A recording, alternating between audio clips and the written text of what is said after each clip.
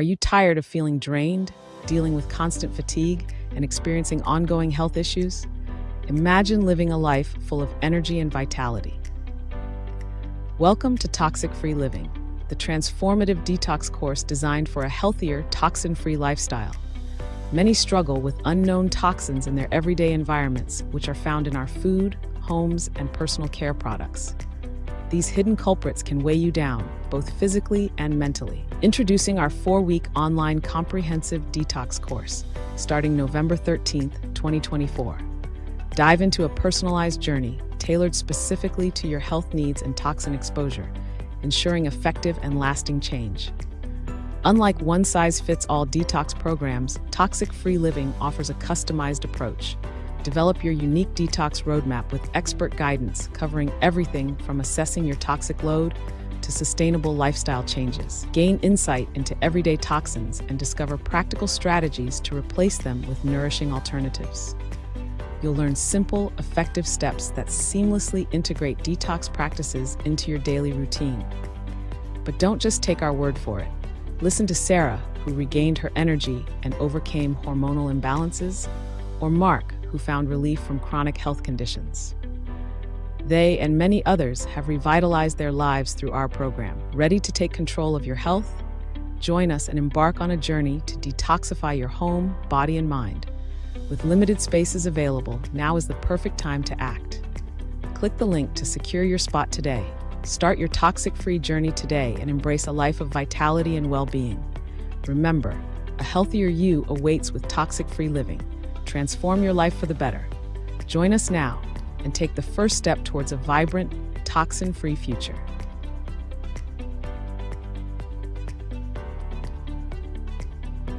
A galactic historian is a person that looks at all the lines of dramatic karma.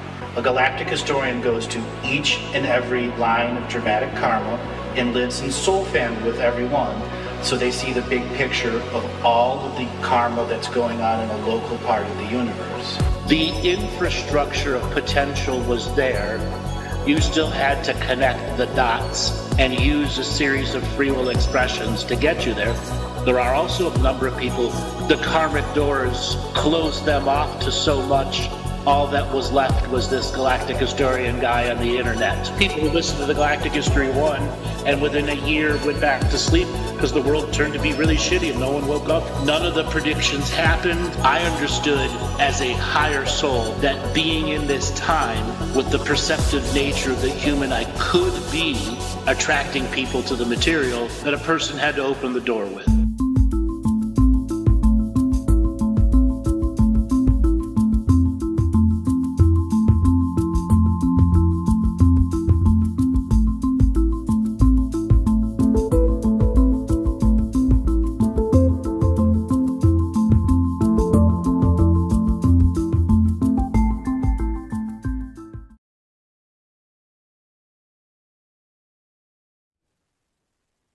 Welcome, everyone, to another adventure into reality.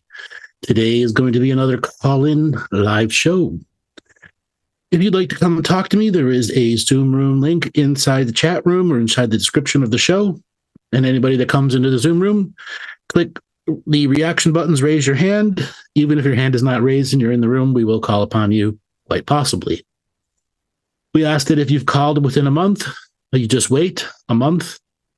Pretty simple as that. And with that, we've got a bunch of callers already. All right, Joel gives Sean a signal to unmute.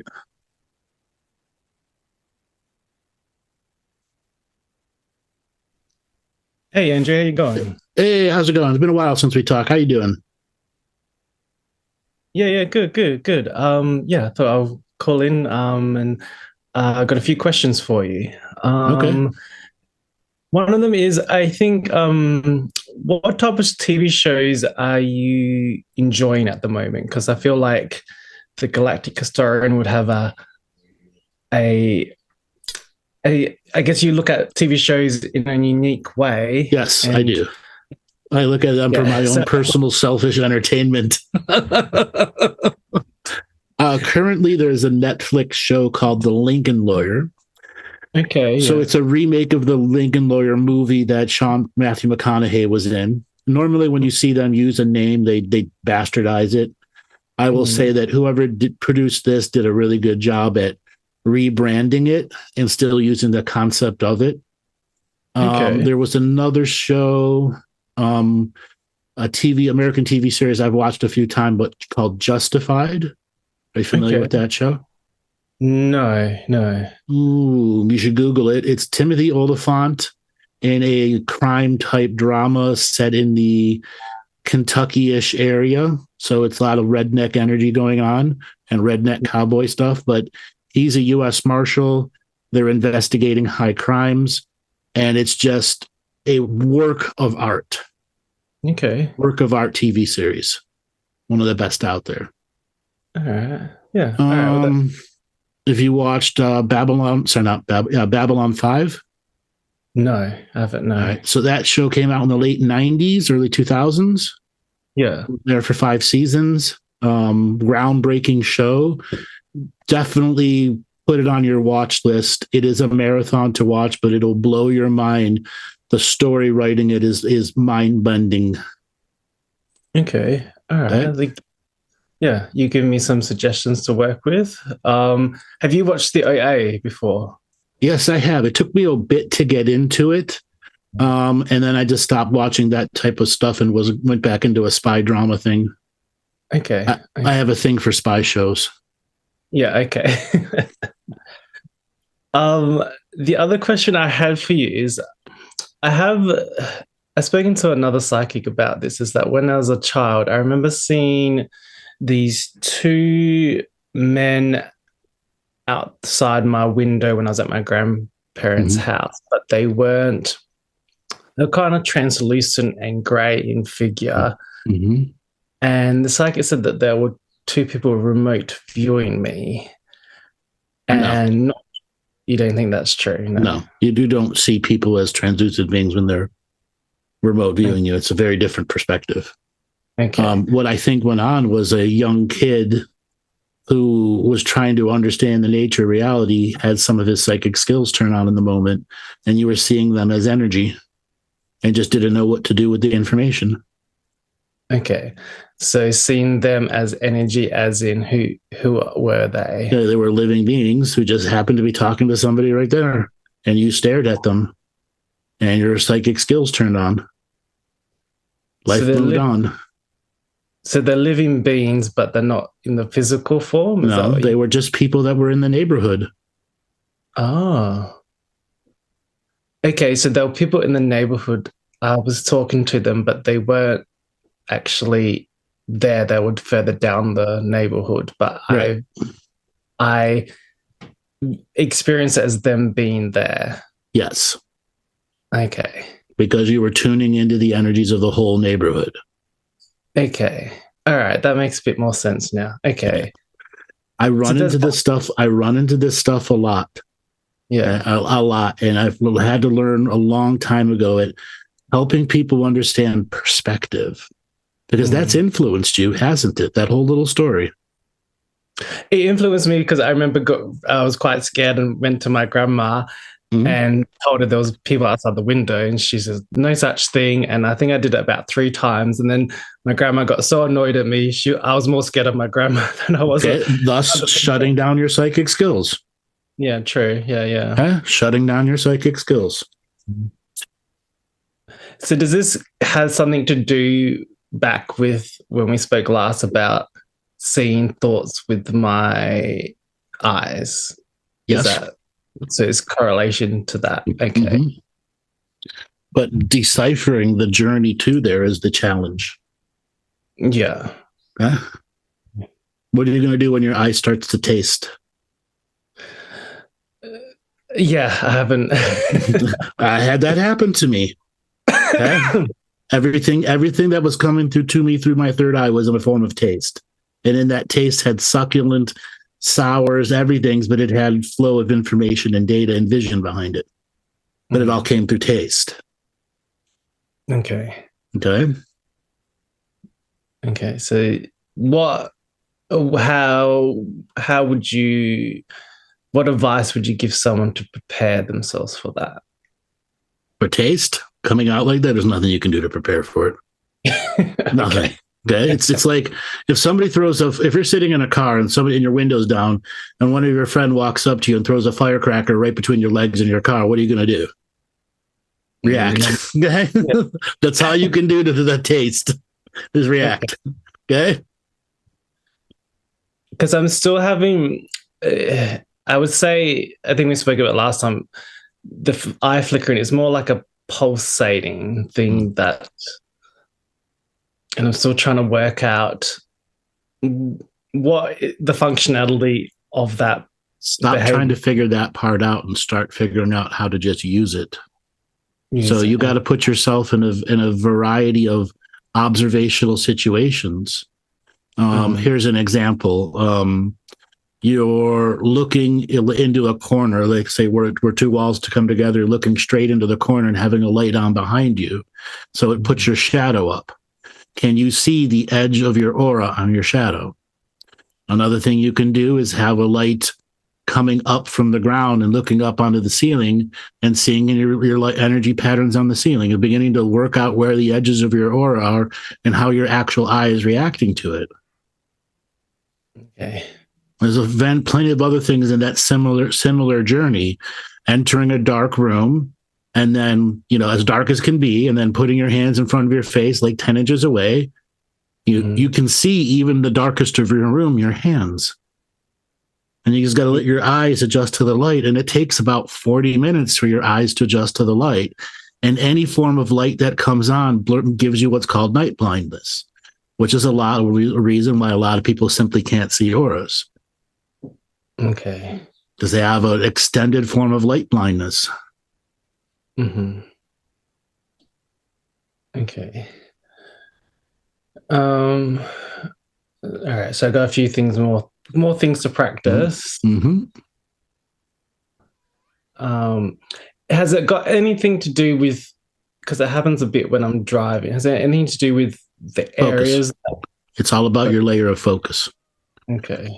As soon as you said driving, what it means is it's still in the parasympathetic part of you. It's not something you're in control about. It's a involuntary reaction going on based off of the qualities of energies that are flowing through you. Yeah, that does make sense. Yes, it's not. I don't have control over it. Yes. Right. And the journey to get control over it is giving it as many experiences where you're attempting and you're failing at it until such a time you have a better understanding of when your body's chemically right for you to try to take it over. So a lot of times the body will block you from taking something over because there's such a chemical imbalance. Okay. And that's why it's so hard for a lot of people to break out of some of these static situations that they put themselves in. Okay. Because I've also been having like a reflux issue the last year. Is there any tips or suggestions? What triggers it? I don't know. And that I think I try not to eat too late before bed. I try to go for a walk after dinner to help with digestion. I try not to eat too much in one sitting. So any of that will cause it? I don't know. The thing is, it sporadically comes and goes, and I still can't work out what the trigger When it does start, does it make you burp? No, it doesn't make me burp. It's just like a burning sensation in my throat or even up into my neck passages. Yeah. Okay. And do you take anything for it? I was taking something for it, but I don't think long term they are good for you, those tablets. So I was trying to work out a solution to. So the answer is you stop taking whatever it was. I took the course of those tablets, and then sometimes I take tablet when I feel it's coming on, and the tablets do work, but trying to find a solution that I don't have to take the tablets. That's right. When is the last time you had the heartburn attack? It started this week sometime, and I remember I just took the tablet because Okay. Any Yeah, issues going to the bathroom this week? no, not that I'm aware of. No, So everything seemed normal. It didn't seem hard to get anything out. no, I don't. I don't normally get constipated. No. Okay. And it's pretty fair to say you're as regular as possible. Yeah. Okay.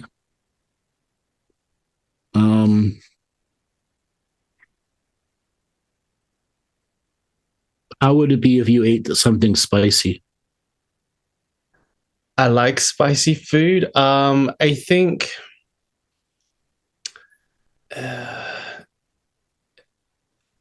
it's okay. I think with spice. I don't think it's. I'm Okay, trying. well, here's the test for you, and this is for a lot of people out there that might find themselves in something similar.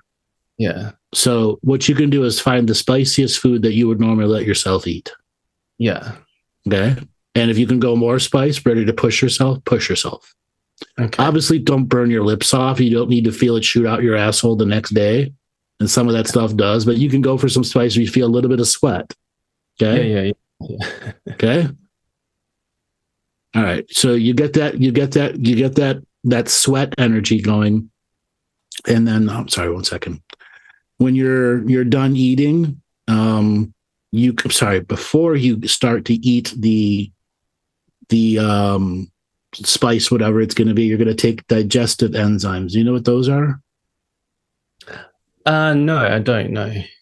So for anyone out there, there's a type of enzyme that you take before a meal. And what it does is it has all these enzymes and it helps your stomach break down the meal just enough so it can go into the duodenum and then from the duodenum to the intestine. So it's initial breakdown. It's got all the stuff in it that makes it very easy. I believe with spice, and if you were to find the right kind of digestive enzyme, which is preferably one that's from a refrigerator. If you can't find it, it's okay. Enzonite is one of them, but in Australia, you'll have your own version and names of it. But digestive enzymes, the ones that are designed to take before a meal, that's the key here. Sure. And you're not going to take one, you're going to take like 4.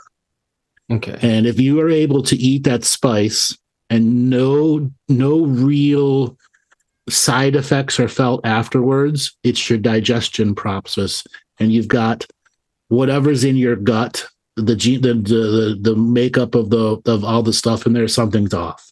It's probably candida. It isn't always. It can be a variety of things. Yeah. Okay. So I'll give that. That's a test. Yeah. And let's say you do feel some significant afterwards. Okay. Also, you should understand there are certain times, if you're vertical or horizontal, will give it a better chance to trigger. Because what you're talking about is an acid burn at the top of the entrance into the stomach. There's too much acid going on. Yeah. Okay. Yeah. It is worse if I'm laying down. That's correct. Right. Yeah. So if it's worse when you're laying down, it even is more revealing that what's really going on is your whole flora and fauna system in your gut is way off. Yeah. Okay. Yeah. Have you ever used probiotics? Yeah, I have used them, yes. When's the last time you would have used one? Yeah, maybe in the past month, but I would take maybe 2 tablets and then I haven't been taking them consistently, if that makes sense. So is there any particular reason why, or is it just lazy? It's a bit of forgetfulness and okay. Okay. Yeah. That's fine. Yeah. All right. So what you can do is see the probiotic won't take care of everything. You still have to have a die-off. It would probably be a good idea for you to do Dr. Hulda Clark's parasite cleanse. Okay. Yeah, because it's a cleanse. It's the parasite cleanse and another cleanse all into one. Okay, so I'll just Google that and that'll lead me that way. Yeah, and Hulda, Hulda Clark, Clarke, and it'll take you to the Hulda Clark store. Okay. All right, thank you. You've given Fasting is not for you right now. Okay. And colonics aren't going to do anything. You're already pretty regular. I mean, you may have some stuff blocked up, but it's not significant. Yeah. Okay. The acid reflux, so laying on the side energy, is definitely something's wrong with your gut. Okay.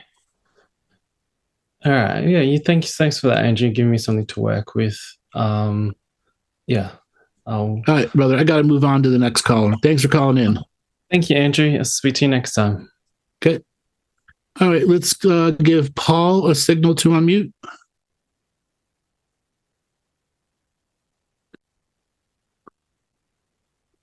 Paul, are you there? Yes, Andrew. How are you? Good. How you doing today? Good. How are you? Good. It's been a little while since we talked. What do you want to talk about today?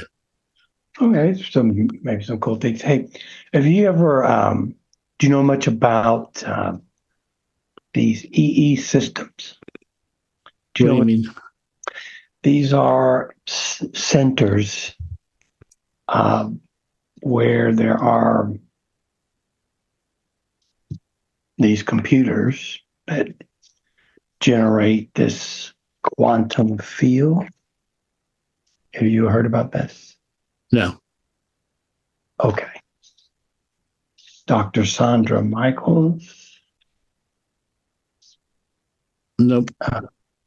Nope. Nope. Now, when it comes to quantum computers, it's supposed to generate a quantum field that creates like a healing environment. I just thought I'd get your comments on these things. I would. Sounds highly suspect. Yeah, that's highly suspect. That's kind of why I was asking about it. But, okay, well, we can move on to the next maybe question. Mm-hmm. So, considering all the storms and hurricanes we've been having, I have an interest in weather. But my thoughts are that if hurricanes are somewhat like a life form, that it's a culmination of energy and water and maybe consciousness, and that do these life forms form as a result of man-made forces, or are they more? No, the man-made forces have very little impact into them. Now, is a hurricane a consciousness? The answer is yes.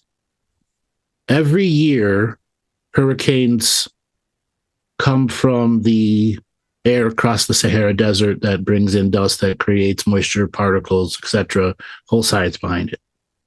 Well, there's a journey of spirit behind that too. Earth is a seed planet, and it constantly is giving birth to many, many, many, many things.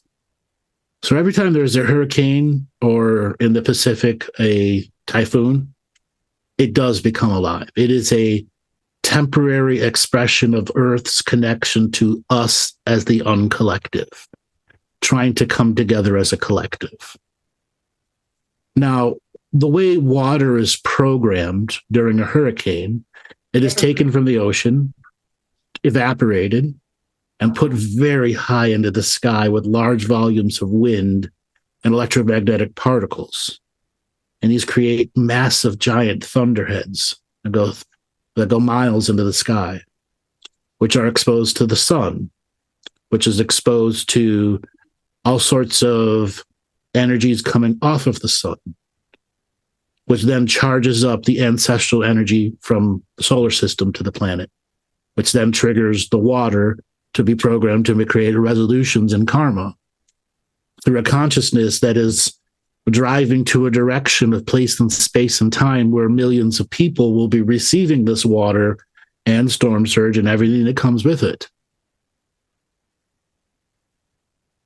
Now, you asked before about weather warfare. That does exist. The majority of it has been shut down since 2017. And when I mean the majority, I mean the only things that are running now is if they have to do an emergency stoppage, which they have not had to do.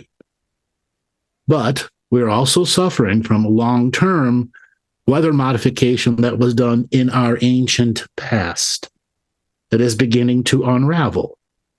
Okay? The attempts to do cloud seeding here was a colossal failure for all the different groups that were a part of it. A colossal failure. HARP was a colossal failure too.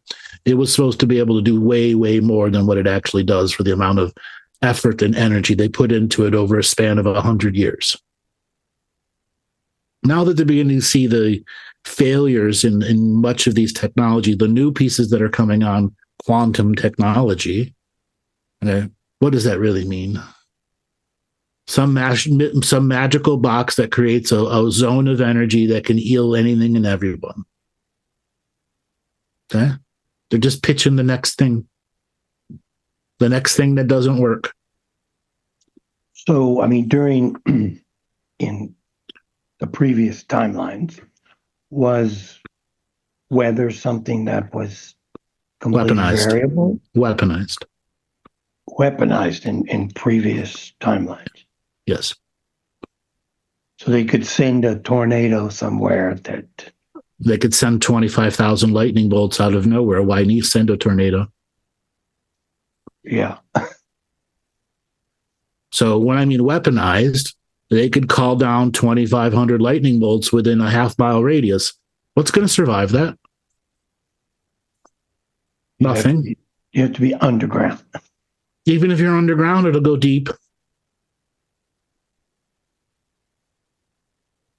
But I mean, weather as a co-creative force, though, in previous timelines was something beneficial to us. Right. Okay. There's all sorts of opposing technologies that have attempted to take over the weather. Now, earlier I was saying that they don't have as many effects anymore because more and more of the Earth's awakening energy is happening, and it's highly resistant and rejective of the systems they're trying to put onto it. It's why they're trying to force us into this expression of war now, so that we don't have opportunities to connect to the silence of the universe and have our heart expand and not pull us into controversy and what the fuck somebody's doing in Hollow Earth versus the reality of your relationship to the universe. Bigger mental growth versus the dramas of the world or worlds. Absolutely. So if a person is affected by the hurricane, was that a karmic journey? Absolutely. Yep. 100% before they were born and relationship to that named being. Interesting. So all the damage and all of it's just a complex karmic journey of the life force. Of many, many life forces entangled into each and every hurricane that has an insurance company that's supposed to make everyone whole but doesn't actually do anything, followed by a corrupt-ass government that doesn't stop people from rebuilding in hurricane zones. Yes. Okay? Crazy. So, if you don't mind, I might change the subject to the election. Okay. Now, in the past, you've said that the elections are like a black magic type system. And, my own personal feeling is that I don't align with the representative government. So it's not something that I participate in because I don't agree with the concept of representative government. But you mentioned that it was that the participation was sort of like a voluntary donation of life force to the process. It is. Mm-hmm. So anytime you approve, whether you vote or don't vote, you're still giving the system its yes. By getting polarized with the information. Not necessarily bipolarized. So let's say you don't vote. Let's say I don't want to. Why would I vote for the lesser of two evils? That would make me evil. And that's the philosophy I wanted to use. To the system, your no vote means yes. We approve of what you're doing because it's its perspective and its prerogative of its perspective. Now, the people who want reality government, not this 535 people representing 330 million people, Okay. Even if we had 10% representation, 3.8 million people in Congress and Senate, we still wouldn't be properly represented. Okay. It has to be localized. Right. It has to be localized. And then there has to be a variety of other beyond checks and balances, because our government currently, checks and balances have failed completely and totally. We are running on administrative actions, not actual laws passed by our Congress or Senate or approved by our Supreme Courts. Okay. So when it comes to the energy, you have to say no to it. You cannot use my energy for the next 4 years of you using it. I can still live in this reality because I have spiritual contracts to it. You do not get to rewrite my spiritual contracts. I write them so that they don't harvest you for that election. They will come at you in every way, shape, and form, and that's why you have to clearly define your boundaries. And that's done like through just developing a personal revocation toward the process. And a philosophy that goes with it. And by that you mean? It's an evolving journey for you.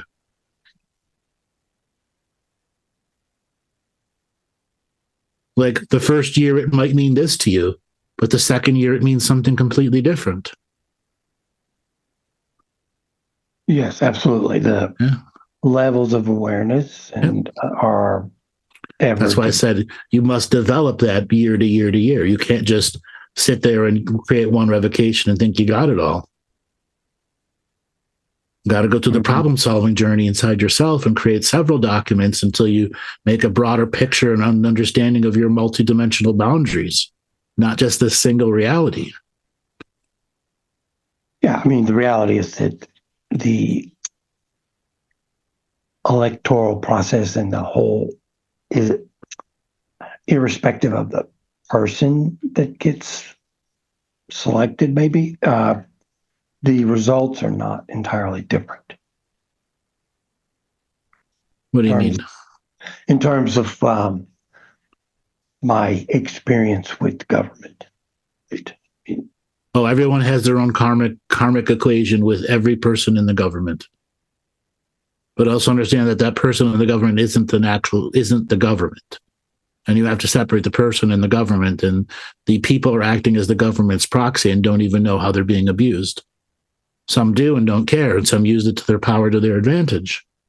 But it's an individual equation relating to the government's energy and how karmas will be resolved through it and your experiences with it.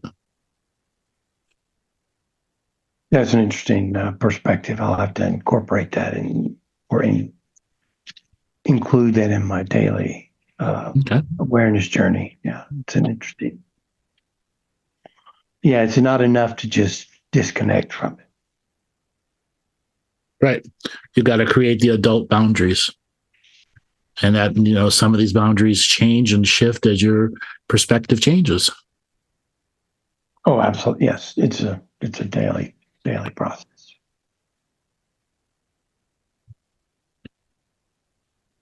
All right, man. I got to move on to the next caller. Thanks for calling in. I appreciate your time, Andrew. Okay. Take care. You're welcome. All right, Joel, let's give Delaney signal to unmute.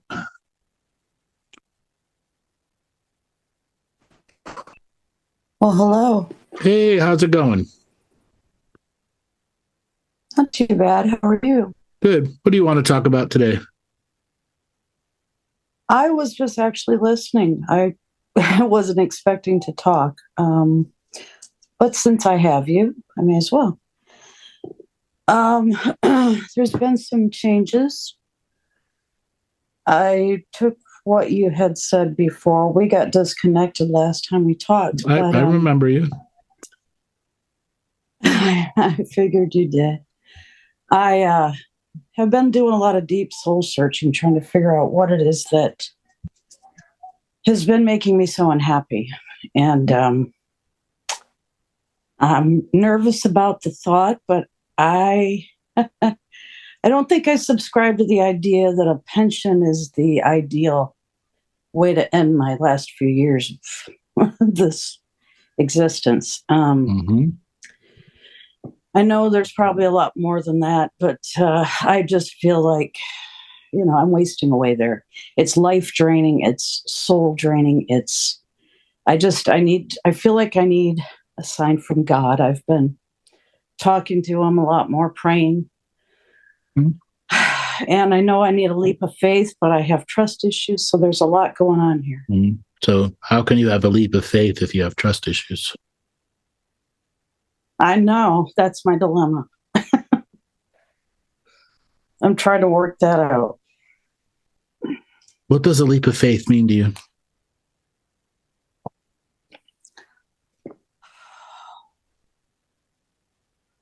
Having courage to step out without knowing fully what it'll look like. What if you don't know anything about what it looks like? Well, that's the faith part, isn't it? Stepping into the complete mystery. Is that faith or is it fate?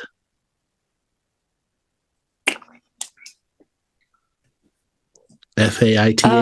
F-A-T-E. It feels like fate. It feels like there's a definite pull in that direction, a calling of sorts that I have no idea what it is. And I don't think I will know until I make that step. I'm just scared. Scared of what? That was a good question. That's what I've been delving into. A lot of things go through my brain, being homeless, elderly without a place to go. I'm not elderly yet, but, the security, I guess, which I'm not sure is really security anymore. What are you really afraid of? The unknown. Mm-hmm. How is the unknown going to hurt you? That's a very good question. I don't know. So why have you given the unknown the name of the boogeyman?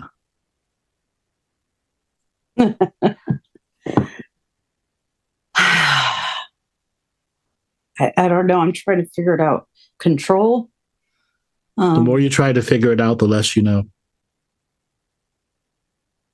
The more you try to control, the less control you are in. I'm trying to let go. I really am. And I keep getting pulled right back down. I do well, and then I'm back down here.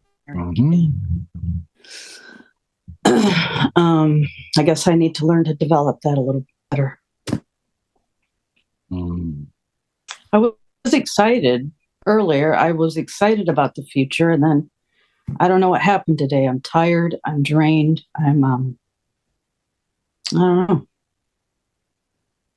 If you don't know who confused, I guess.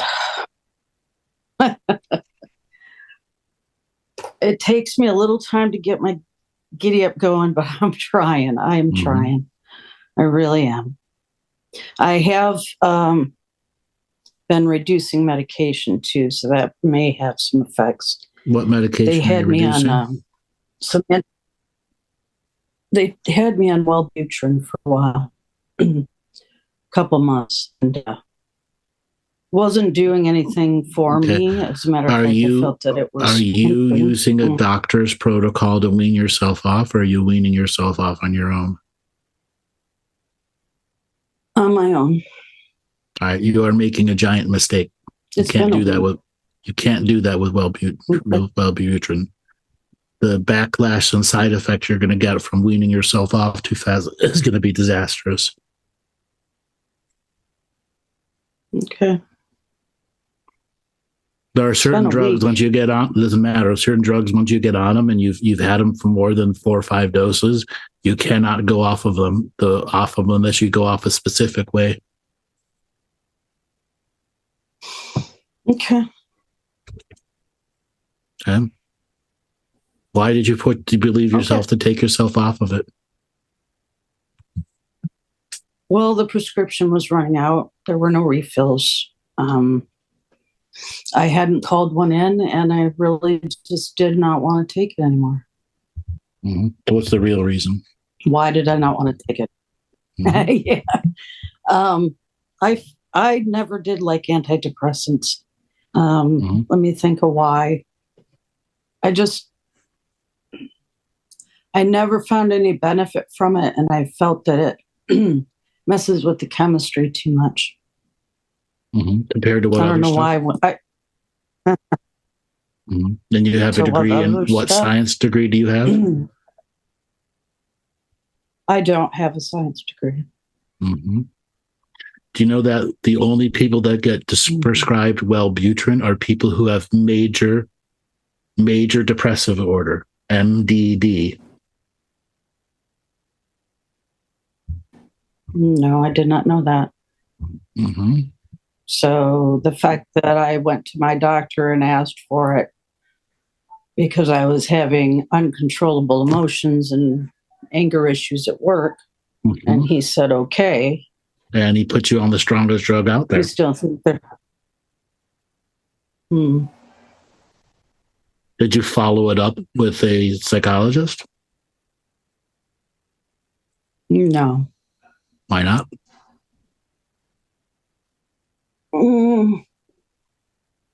I had been seeing a psychologist, but no, not for the medications. No.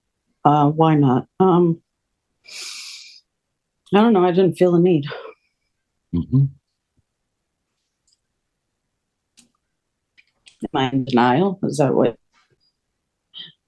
I think you're playing very, very loose with your reality. And you end up doing things that end up harming you more again and again and again and again. Okay. That's interesting. Okay. One of the things that I say on this show all the time is to stop self-diagnosing. Stop taking yourself off of meds. Talk to your goddamn doctor. And there's a reason why. Okay. There's a reason why. It becomes so easy to think you're the doctor. And then you never go to the doctor. You lose all faith and trust and everything in them. Okay? And then your stage 4 cancer calling the show. Let me just happen. Calling the show asking if it's all right to die. Because that happens on this show. Okay? A person in so much denial. Okay. Until I'm not saying this is you, okay? I'm just trying to iterate something to you. So just relax. Okay? I'm listening. Mm-hmm. A person so in denial that until the tumor was the size of her fist, did she do anything about it?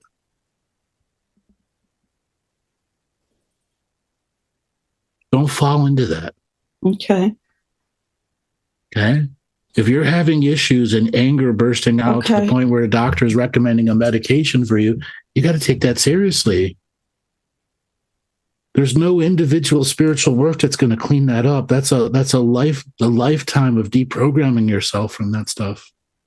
Until such a time you have a balance and a handle on how to actually work with the different harsh energies that are inside you.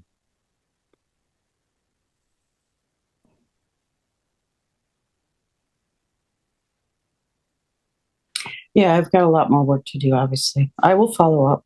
Okay. All right, Donald, thanks for calling in. I'm going to move on to the next caller. All right. Have a good one. All right. Let's see. Joel, give Elena a signal to unmute. Hello. Hey, how's it going? Good. Oh, I always learn so much from from everything you say. So thank you. I would also kind of like to talk about the election, if possible. Sure.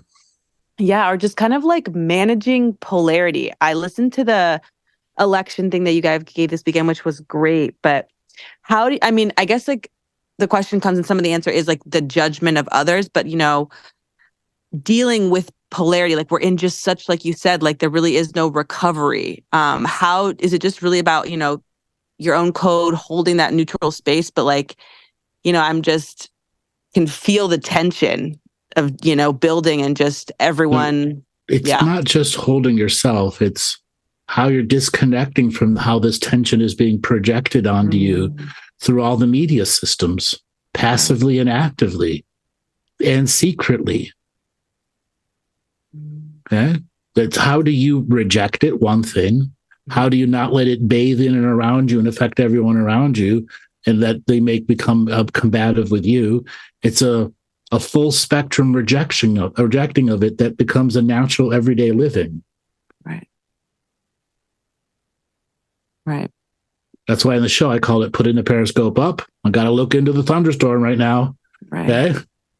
Right. Now I understand it. Periscope down. Okay. Right.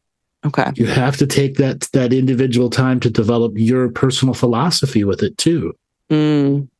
Okay? And like Right, with the other caller, getting that philosophy, earning that philosophy is something that only comes with experience.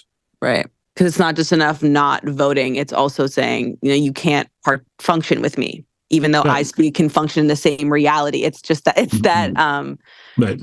Yeah, of like all existing at the same time, but also not letting it step on my journey and me not kind of engaging with it as well. But also it's just also there and I'm here as well. We're all here together, entangled, but not entangled. And like, yeah, it works under assumed power. And when you take that assumed power away, you realize you're the one that has the God source energy inside yourself. And it needs us to be servicing it. Right. We don't have to service it. Right. Right. And I definitely struggle because I come from, well, I think a lot of us do, a family where everyone's voting, and everyone's, and, trying to just, function within that, where it's like, I don't agree. Same to the previous caller. Like, I don't agree, but I'm still here and I'm still participating and I'm not, going to fuck off and live in the jungle. And I want to, stand tall and exactly like you said, like disentangle and hold my boundaries. But I think, that's the part where I think sometimes it's hard. Like, it's like, I don't want to lie to my family, but it's like, sometimes I'm just I just sit there silently. Just don't say anything. And when it does come to your time, to say something, you could say, well, I will reserve my vote for the day. Right. Right. And if they continue going, I'm an undecided, and you're not the one that's going to make me decide. Right. Okay. Sometimes that can be polarizing, though. You have to be decided. No. Right. Or your silence, something like that. You guys also brought up that silence is support. Yeah, silence is violence. Silence is supporting Trump. Crazy. Yeah. That's I mean, that's the level of craziness that we're at. It's right. That's why we gave the revocation for crazy and doom and gloom, okay? Right. Inside that webinar.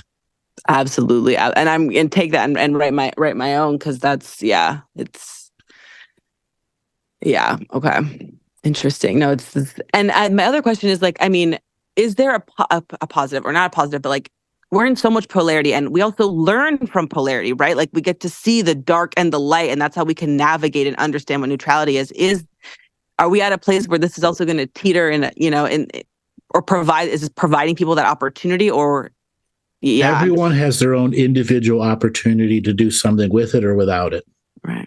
Okay. Or go beyond the set of choices that are being projected at you. People just don't have that awareness. I feel like because they're still stuck by the hypnosis of the media that it puts them in hypnotic states. Yeah. Okay. Interesting. People just aren't there, and they're just unable to see the programs. Sure. And as I said in the webinar, we're about to have the largest mental health crisis history in American history come post-election. No, exactly. Okay? Yeah. And it doesn't matter who wins. Half the country is going to be in major mental disorders. Okay. Trump derangement thing is a real thing. Do you know how many videos there are of libs driving over Trump signs? And championing, I did it. And then the Trump sign people are putting nails inside it so it pops their tire and the lib flips out.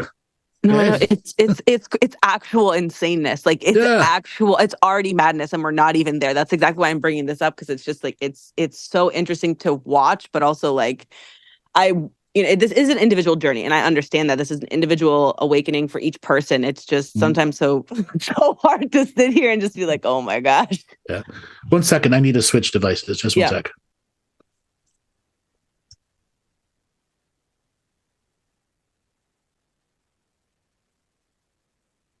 All right, can you hear me now? Yeah, I can hear you. Okay. So yeah, getting crazy. It's going to get crazier. It's going to get crazier, yeah. Okay, what does crazier look like? Put yourself on the visionary stage for a second. Yeah. I mean, kind of like all-out war. I mean, we're already there. Just even more like... We're not in all-out war right now. There are not bombs hitting the United States and people dying by the millions. I guess, more emotionally unstable individuals. Okay, well, so what do you think that what's going to happen between now and the election? Is there an October surprise? Even if there is, nothing's going to change. Even if like there's another assassination attempt or Kamala says something freaking ridiculous. Okay, what if there is another assassination attempt and it works? Wow. I think we would have maybe some form of little uprising. Another January 6th. Yes. November 6th, November 5th. Or November 6th, exactly. Oh, my birthday. LOL. Yeah. Oh, that's so funny. Yeah, something like that. Or we just see like liberal violence. Like I think you said this on the show, but something, flipped, and it's like the Dems acting just. Yeah, think about it. What happened with Pol Pot? All the Buddhists suddenly became psychotic killers. Yeah. No, the psychotic break. Like people are unwell. Yeah. Like we are collectively unwell. It's wild.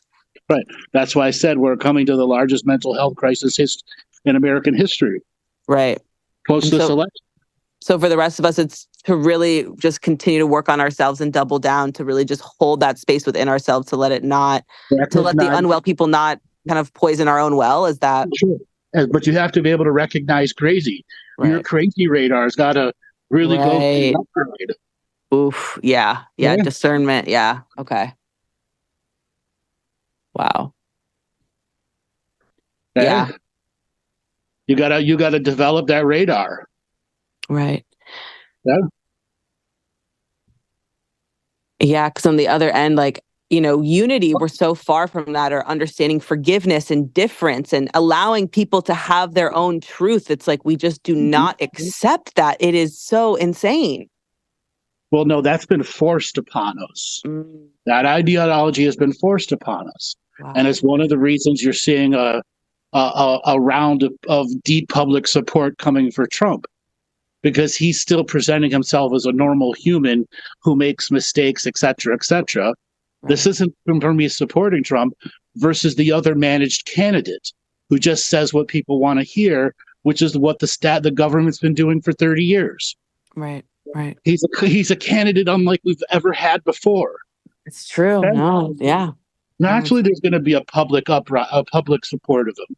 Yeah. We've all watched president after president after president the last 30 years and go, hey, they're corrupt as fuck. Right. Or nothing has changed. I mean, like, we're just in a shittier situation each fucking time. It's crazy. Exactly. Deodorant costs like $15. Like, it's absurd. Yeah. Like, yeah. Okay. No, I mean. So wow. You have an understanding of the law. Yeah. Okay.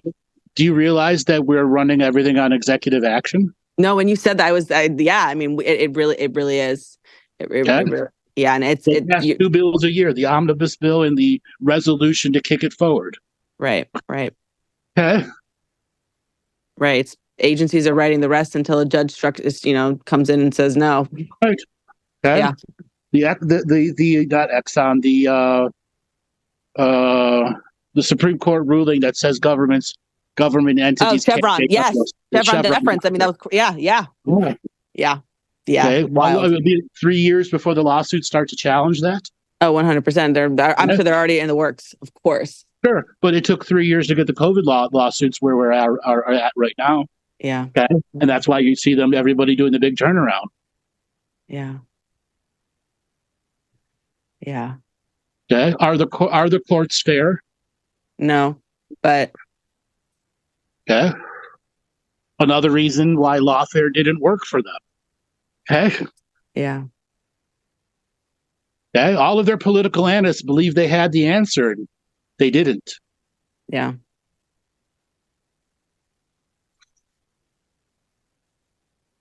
Okay, what happens if it's a total 100% landslide victory? Even one of the mythical blue states turns red. Let's say California turns red. What happens to the Democratic Party then? Collapse, internal collapse. And I think people a complete mental break. Like people, complete mental break. Just they're unable to accept it, unable to accept the reality. Like we would see an exodus. They would all be trying to move out somewhere else. It would be like QAnon after the 2020 election. Yeah. 4 months later, they're still thinking that he won. Okay. Yeah. Yeah. And multiple January 6th. Yeah. Heck, no, complete rebellion. Version of January 6th. Yeah. Yeah. Complete rebellion. So how many blue-haired girls are going to come down and march on the march? Oh my gosh! Yeah, with their hats. Blue hair. Yeah, yeah, yeah. Wow. And all of those people have been radicalized and not even realize it. Exactly. No, 100%, and it's everyone. Yeah, it's an indoctrination from the schools on.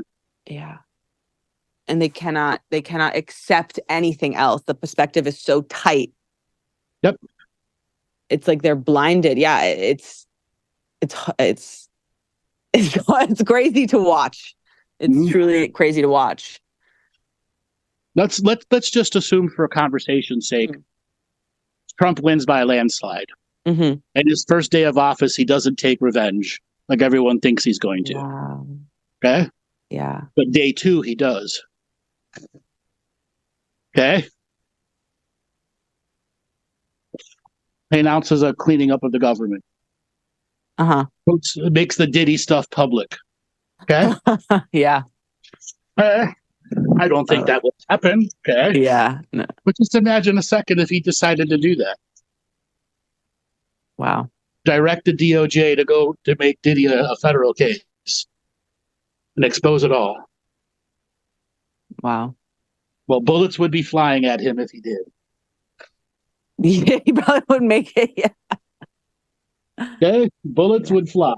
Yeah. Okay? So nothing's really going to happen if he does get elected.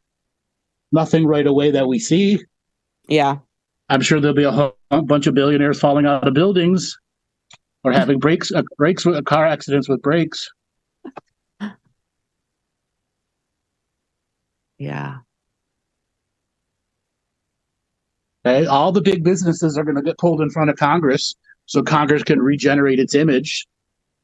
So 2025 will be about how Congress is going to grill all the big businesses, make themselves good, but nothing will be done about it. Yeah, nothing will actually change. They'll just put on a show for us to watch. Political theater. Yep, literally, that's all it is. Okay? More distractions. While the deep state tries to figure out what to do. Right. Okay? Right. And continue to obscure the cost of living. And I mean, it's crazy with inflation. I don't understand people aren't more upset about that. They are. The thing is, the media is so tightly controlled. Right now, all the big banks are on the verge of failure. Every one of them. Okay? And right now, there's just an agreement that no one's going to sink anybody else. Okay? Right. They can't close their eyes and put their hands over their ears anymore. Okay? They have to deal with what has happened, which is a complete repeat of 2008. Right. Okay? But it's worse this time. And it's more invisible, or seemingly so. Oh no, it's quite visible. Many of the big groups have already talked about how bad it actually is. Okay. Did you hear Bill Ackerman talking about how New York and California are uninvestable because of regulation? Wow. Yeah, I believe it. Uninvestable. Well, all the big businesses know that. All the big businesses know that. And they're all trying to figure out what to do next. Okay? If Harris gets in, what will continue? Okay? This exact terrible quality of life that they project onto us. Mm-hmm. Why? Because that is this basically the system of domination and control, in a sense, like attempting to. So why would the Democratic Party push this forward by its oligarchs and accept it? Because they're just they're just part of the system. They're just the lower ranking, maybe not even fully aware. They need to break the people into deeper factions so they can have easier controls over them. We're already so divided. I mean, yeah, they've done a great job of doing that.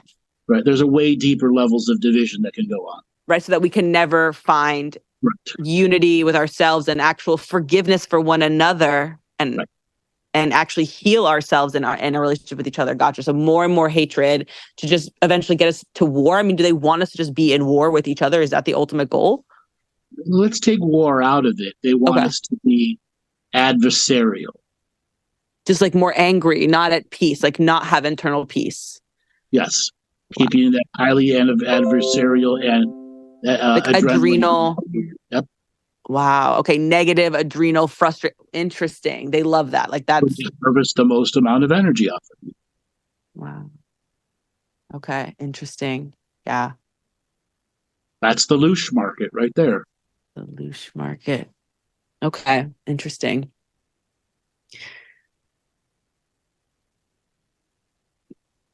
We're already so divided.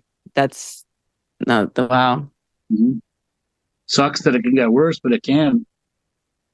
Sometimes it has to get worse before it gets better. I mean, I do feel like, yeah. I mean, that's a generally good statement. It has to get worse before it gets better, but to me, the future looks bright. Okay. You know, I may have said, yes, we have the largest mental health crisis in American history coming, but I'm also an entrepreneur and know that I can do something with that environment. Okay? Right. Provide a way for people to figure it out their journey. Exactly. Well, it's an I think it's an opportunity. Sometimes you have to hit rock bottom in hell and that darkness to know and to even be able to walk towards the light and know when you are in that lighter, more loving space because you've literally been in the darkness. I mean, that's been my personal journey. I've experienced that. No, thank you. I've done that. And now the polarity of it and to find now a neutral space in between, you know? Mm-hmm. Is that also, I feel like the opportunity being presented right now, you know, people could see it as a terrible thing, these terrible choices, but it's an opportunity for everyone to ask themselves and to deconstruct the programs that have kind of been infiltrated in them, right? This like negative, low. Most people don't have the skills to even understand what deconstructing a program is. Right, 100%. But at least being in such polarity and such darkness would maybe trigger questions, right? Or that journey. You got to remember, you earned that journey of self-work. Mm. Okay? There are a lot of people who haven't gone on that journey to earn what self-work means. Right. And they have to have that initial journey into the reality of what self-work means and how it affects you as an ongoing living being. Right. Okay? And then once you've had that experience, some people do terrible at it and it takes them a long time to integrate, and other people integrate right away. And then they have the next journey and the next journey and the next journey and the next journey. And then people start giving up because it isn't easy to do inner work. And it's endurance. It's like for that, that triathlon is, for me, it's not just the bar, it's my life. It's everyone's life, and the next level and to keep going. But at least in the darkness, there's the opportunity, or like being in extreme polarity and the reality that we're in, even though that's what they want us to be, also is that opportunity of that journey, which is like, wow, I'm in such a shitty, dark place, and you start to at least, have.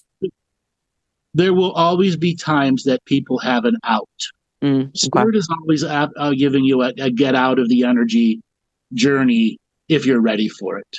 Okay. And here's an example. Do you remember in the summer where the college campuses were revolting and none of the deans were doing anything about it? And then The Israel-Palestine stuff? Yeah. Yes, and then they started arresting students, and the students couldn't believe they were being arrested. Yeah. Ended up talking to a lady that actually happened to her, and that's what woke her up. Wow. How she was manipulated into getting an arrest record and not actually graduating. Wow. Yeah. And then realizing that the degree she would have graduated with is completely worthless. Right. That she'll never get an actual real job because the woke culture is falling down in corporate right now. Right. And the martyr. Left and right.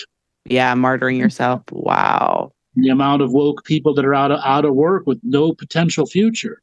Right. Okay. Again, if you're on that spectrum, that's how society is changing. For 5-7 years, you guys were on the top. Guess what? When I was young, somebody else was on the top, and then somebody else, and then somebody else. That's the way culture turns over. Mm-hmm. Now, this particular person's having a very tough time adjusting to it. And my first prescription to them is you got to learn to detoxify from your political beliefs that became a religion. Right. Right. You work on that first. Yeah. Yeah. Interesting. Yeah. To be pushed to such extremes, Yeah. Wow. It was only when she was sitting in jail did she realize I was manipulated into this. Yeah. Yeah. Only then did she really realize. And I go, you had a karmic moment from many other times being in jail where something negative was done to you. And that's how karma gave you that moment of introspection. Exactly. Okay. Yeah. Like, now what are you going to do about it? Right. What are you going to do about it, and how maintain that growth, that stairway out of build that stairway out of despair and that deep, dark place. She also didn't know you can get your record expunged if you've never done anything bad in your life. Yeah. Yeah. Which blew her mind. Okay. Yeah. I'm like, just get a lawyer, get it expunged. You can get it done in 4 to 6 months of paperwork. Okay. And then it's gone. Yeah. And then you have the rest of your life to figure out what to do. Right. Right. Okay. She's like, I would go back to school. I'm like, if you go back to school, make sure it's a real degree. Yeah, I was about to say, and maybe change career path to something that's gonna have a job at the end. I'm sorry for anybody out there, but gender studies does not have a high level of hiring in the next couple of years. Yeah. Okay? No. Yeah. The liberal arts degrees don't really get you very far with the actual skills. Right. It used to be in the old day where, somebody would take they were an artist. They have a degree in art. Yeah. With a worthless degree. Yeah. Wow. Well, I also choose to see the glass half full despite it all. But future looks bright to me. Yeah. Okay. People may not see the dawn before the dawn of the next day while the storm of midnight is going on. Right. But the storm of midnight is well past the midnight. It's like the 4 o'clock in the morning. The birds are beginning to chirp. Okay. Yeah. And sun is going to rise. Okay. Does that mean life is going to look different? The world's going to change? The aliens are going to come down? No. It just means there are more unique opportunities if you are not rigid in body, mind, and spirit to see how you just have to adjust and flow with what's coming at you. Right. That everything is an opportunity. It's a lesson. It's, every what people maybe say is a challenge is really an initiation, a lesson. How are you going to, opportunity for you to show up differently, to move differently. Okay. All right, darling, I got to move on to the next call. Yeah, no, thank you so much. As always. Thank you. All right, Joe, let's give Sarah signal to unmute. Afternoon, Sarah. Andrew. How are you? Good. How are you doing today? Lovely. This is a fabulous conversation that you've got going on here. Thank you. What do you want to talk about today?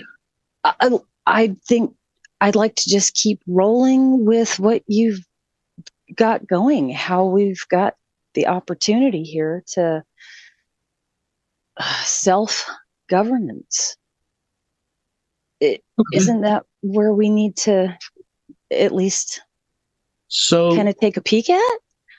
The answer is yes, but it's an internal governance of yourself first before you can make any of it an external belief journey in the environments that we're in. Now, I agree with that completely. And like you said, we are rolling into the possible biggest mental break in history, at least our history, right? So American history, we are making history. I mean, 2020, you're not imagining it. Yes, you're living history right now. Mm-hmm.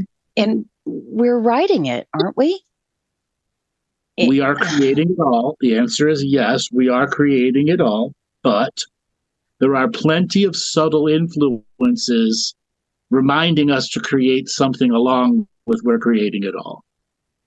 So there are a lot of incubators inside society maintaining ideas from generation to generation. That's part of the game, is it not? Yeah.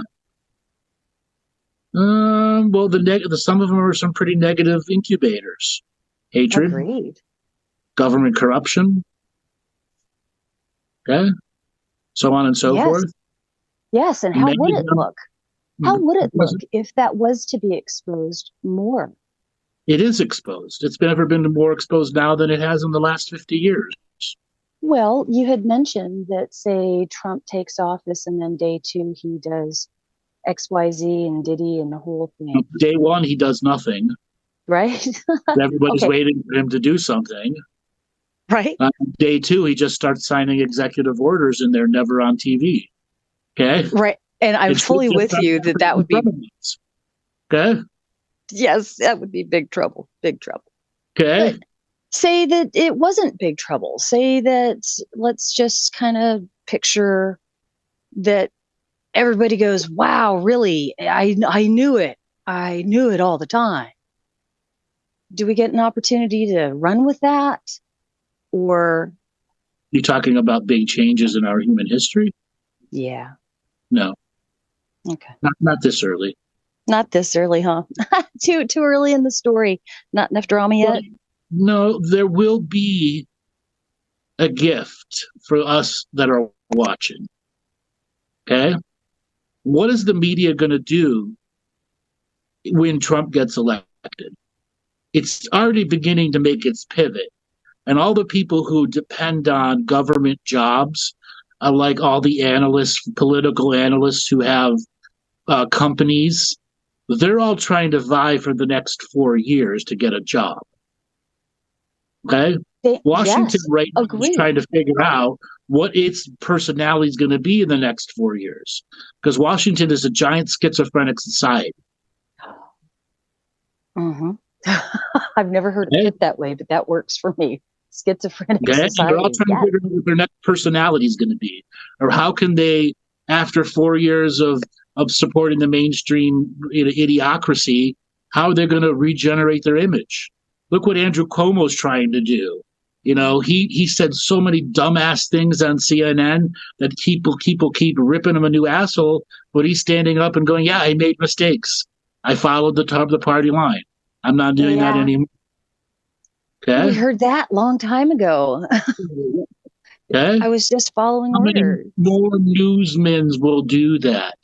Yeah. Because when we see that, we know they've lost all their power. Okay? Yeah. And there's a part of you that's got to just have a little bit of compassion for them. Yeah. Yeah. I'm not going to listen to shift in their... Fair enough.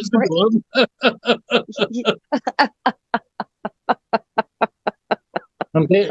And some of those real extreme radicals that they bring on the air, that are race baiting and trying to get race wars going all the time, those guys know there's no jobs. That's why they're yelling louder and louder now. Now, all the pollsters who have said Kamala's going to win big, what are they going to do? How are they going to recover their reputation? Forgive me, but I'm going to try this on. Who cares?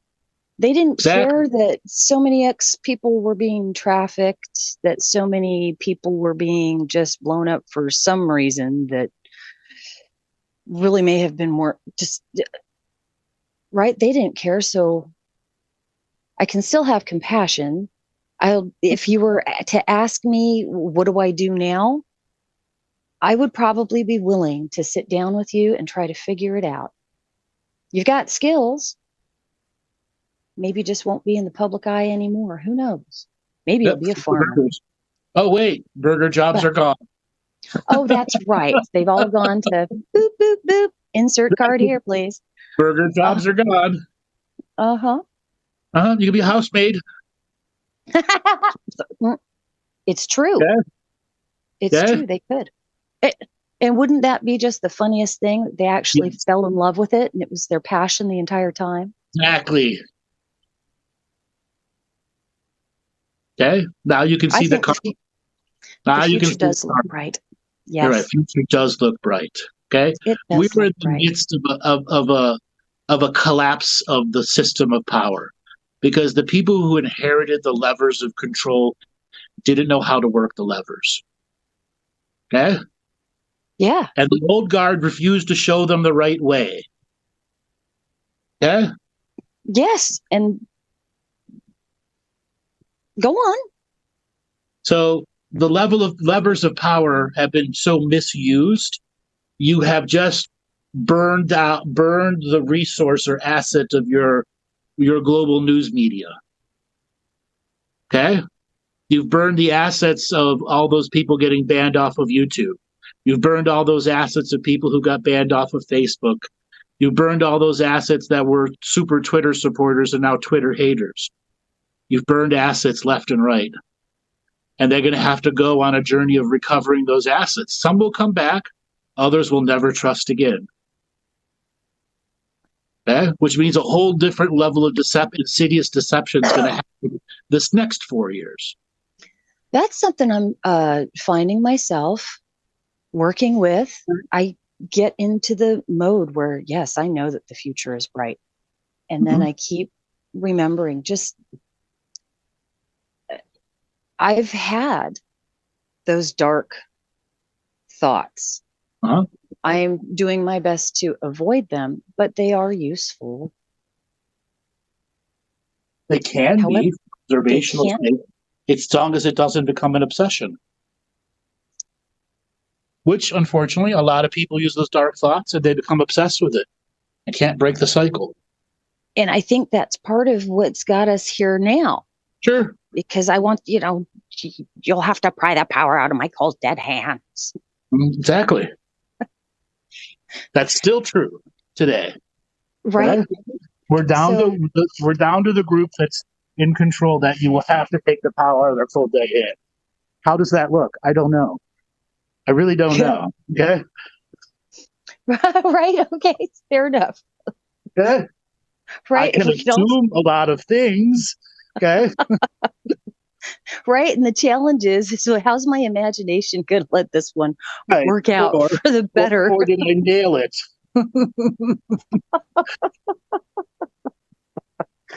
I think if Trump wins, every blue-haired lady is going to unleash her cat. Okay, remember the lady screaming when Trump got into office, the lady screaming who became a meme? I think so. I couldn't. We're going to have a collective blue hair scream across our reality. Right. To equal any EMF. Okay. That's hilarious. Oh my goodness. Oh yeah. And if you're a blue hair, we'll welcome you to the community. We're making pancakes. We're making pancakes. Gluten free. Yep. Oh my goodness. We're all equals here. There you go. Yeah. About the collective scream. That's a joke, but I really think that energetically it'll happen.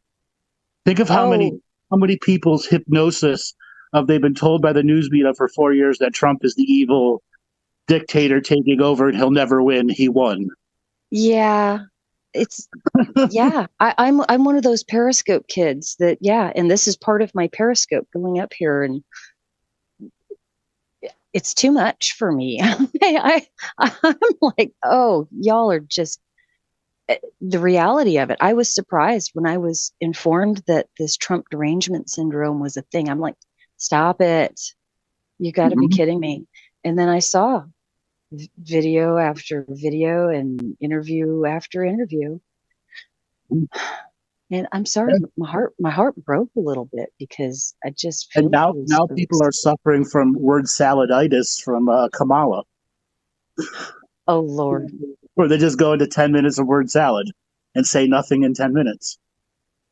Okay? Delicious. The news media right now is getting annoyed with her when she does it.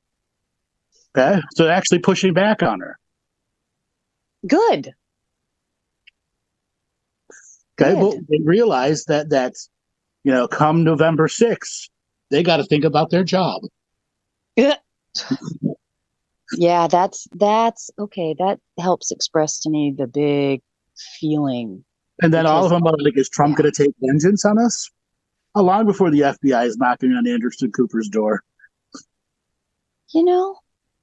I've knock on wood, at least this lifetime, I've never had myself in that kind of a situation where I would consider, are they going to be taking revenge on me? What a sucky place to have to be. Yeah. Oof. That's their karma that got them to the big chair, made them one of the talking heads. Yep, it's true. And when the term heads will roll is about the talking heads. Changing sides. Yeah, but then it comes back to the trust issue. Yeah. Okay, what happens the day he takes office and the lead up to that? Do the Democrats fight and have their version of January 6th and try to decertify the vote? I think that's going to depend on who all upstairs is rolling the dice that day. I think that will happen. It will at least try to look like it. Sure, because they've done everything else to, throw a tantrum every time they could. Right. Yeah. What if the last J6 was just a test? Oh, stop. Yes, it's possible. See, right now we're in what if land. Yeah, because when I hear more sirens in my neighborhood and I see more helicopters and I haven't heard the same, living in California, if it's all fire reports, I understand what those helicopters are about. I haven't heard that many fire reports this year. But there's been an increase of, so who knows what with all the little outside stories that go on. And so how did the winter affect you where you were last year? Did you get a lot of rain? Oh, we did. It's beautiful. I mean, the trees now are still green. Yes, we got so much rain. It's beautiful. Okay, what are you going to do when you get more rain now? But that's what's about to happen. Honey, that is what I am preparing for around here. I got to pray a lot and keep my gutters clean and pray a lot. And I'm blessing every single cloud that passes over my home. Right, now that the reservoirs are full, what are they going to do when they become overfull? Oh, okay. Yep. I know it. Yeah. It's going to run over on all of the burned lands that haven't yet had time to regrow and put roots in. We're going to have landslides and mudslides, all those kinds of possibilities. Yeah. Another apocalypse. Yes. Then we're going to build. Winter snowpocalypse.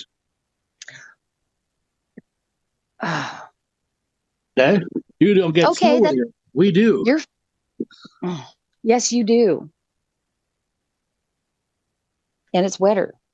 Yes. They're going to call this the wettest winter in history coming. Okay, now you were talking earlier about the whole weather modification and whatnot. And you're saying that we're going through a global redistribution of water. Not climate warming or cooling, global redistribution of water. Water is programmed.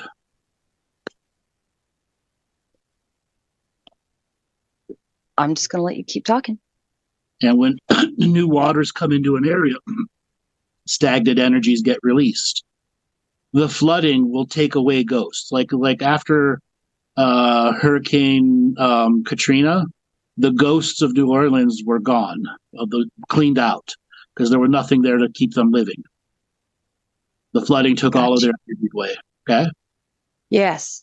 Okay. So it's a cleansing opportunity.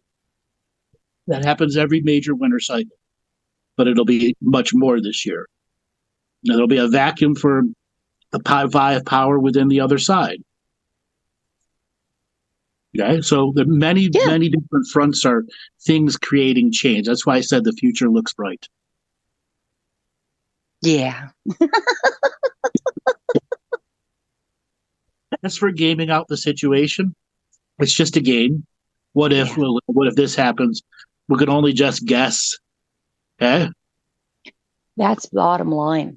Mm-hmm. Or it'd be like Deadpool, An Educated Wish. Okay? Oh, I haven't seen Deadpool. Great movie. And then the quote line was, "Did you make a guess? No, I made an educated wish." I like that. I'm making an educated wish. Yeah, I like that. Okay. I'll borrow that. That's the way. Yeah. Oh, good deal. So many thoughts are starting to go through my head now that are back to that positive side. Thank you. You're welcome. Every time I talk with you, it assists me in practicing in the moment, flipping the switch, because we delved into the darkness and flipped the switch to the light. Yep, that's what I do well, is help people understand that you can flip the switch, flip the frequency at any moment in time. It's a free will choice. No matter how embroiled into darkness in you, can you flip the switch into light? Yeah. What's that little song? This little light of mine, I'm going to let it shine. That's right. Yeah. Oh, good. I got to move on to the next caller. Yes, you do. Thank you so much. Appreciate it, Andrew. Okay. All right, Joel, let's give Lucy signal to unmute.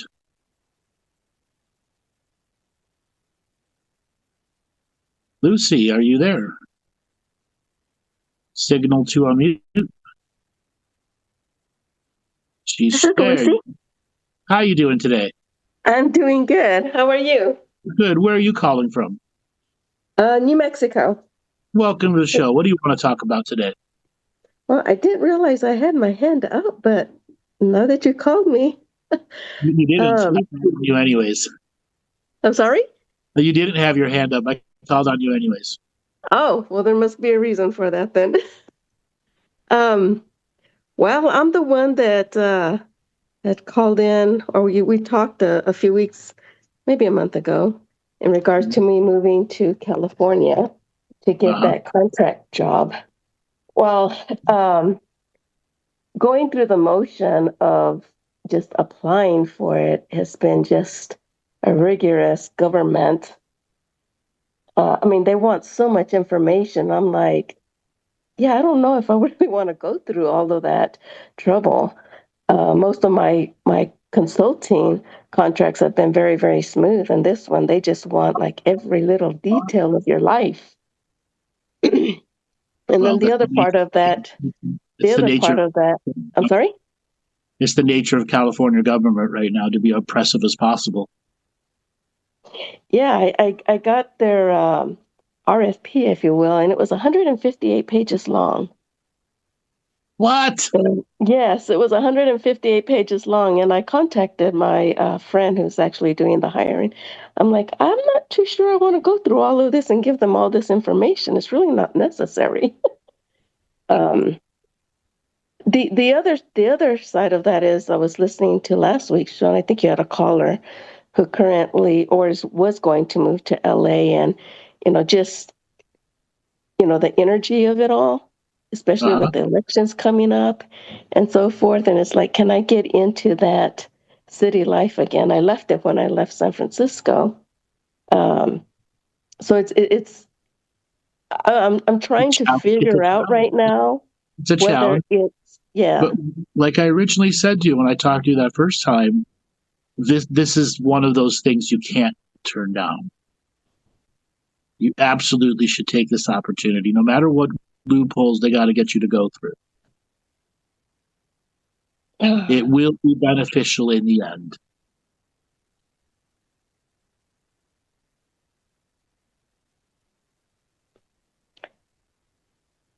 Okay. Because that's what I've been contemplating these past few days is, am I hesitating because of everything that they're requesting, long-term, being in the city? I think you got a little case of cold feet. Mm-hmm. Got to put your feet in the warm pool again. Warm them up. Okay.